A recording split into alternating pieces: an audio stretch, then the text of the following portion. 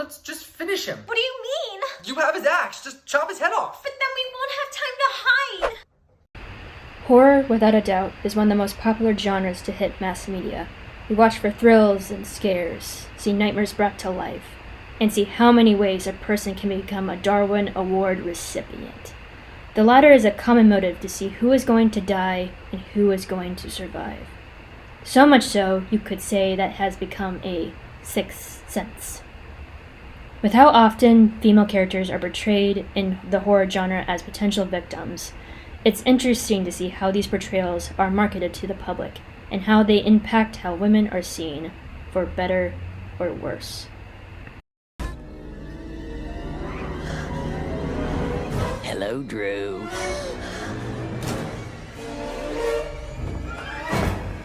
When first picking a film, it's not always the trailer that piques our interest first, but the poster of the film. The horror genre in particular has a knack for making eye-catching posters. It's eerie to see how often you have the characters appear on the poster, while you have men looking on the edge or prepared to take on wherever they're facing. Women are often portrayed on posters in moments of being attacked, being preyed on by the monster or killer, shown in minimal clothing, with clothing either falling off or being torn, or a mixture of all of these elements. Falling into the male gaze, where our target audience is a heterosexual male and the female body is treated like an object.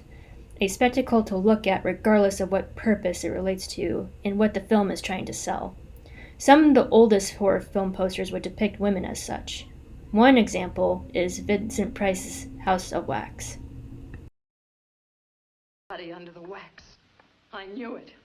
I knew it all the time.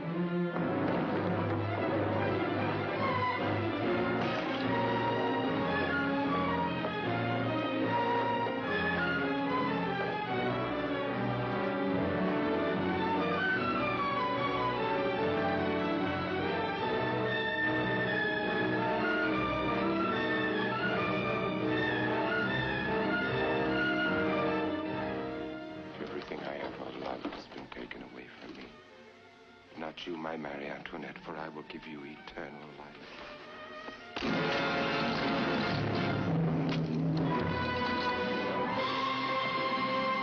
Despite having a woman on the poster, she is not centered as the main character.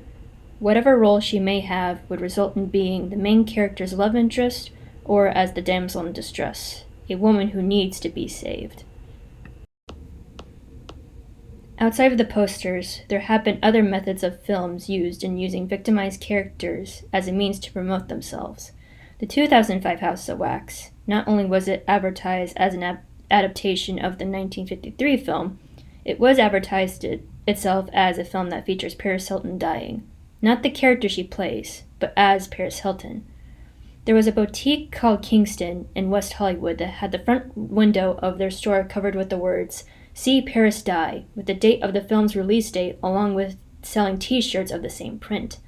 Despite the major promotion surrounding Hilton's role, there isn't much depth to her character outside of her being the best friend of the main character and the character's over-sexualization.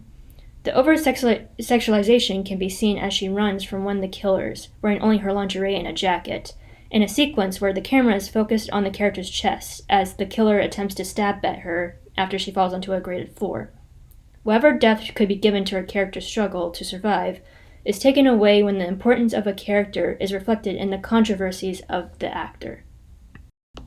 The 1996 Scream does something similar with the promotion of Drew Barrymore as being one of the actors partaking in the film, but in both the poster and advertisements, there is nothing to indicate that her character would be a victim. It was originally believed that she would be one of the main characters, as she was presented with the opportunity to be the iconic final girl Sidney Prescott before Neve Campbell, but instead took her role as Casey Becker to break the expectation of who dies and who survives by the status of the actor or actress. Even with the direction quickly shifting to the actual final girl of the film, Casey Becker does share some traits that would have indicated her as a final girl, rivaling Prescott. How we normally think of final girl, we would think of a girl who wouldn't associate herself with typical vices, such as taking drugs, drinking, having sex, and she does take initiative in protecting herself against Ghostface. The only vice she commits is letting her guard down when it becomes more than just a game. And that's what has become the whole point of the opening scene and for horror films overall. Any character can be a victim. Even with the prior knowledge of the characters falling victim by their actions or the actions of others, there is the perception of the spectator where we place ourselves in the mindset of the characters on screen. The whole aspect of horror is imagining what we as humans can confront and possibly overcome. Doesn't matter if the scenario is a possibility or impracticality. Thrills don't just come from what we can fall victim to, but how we come back stronger from it.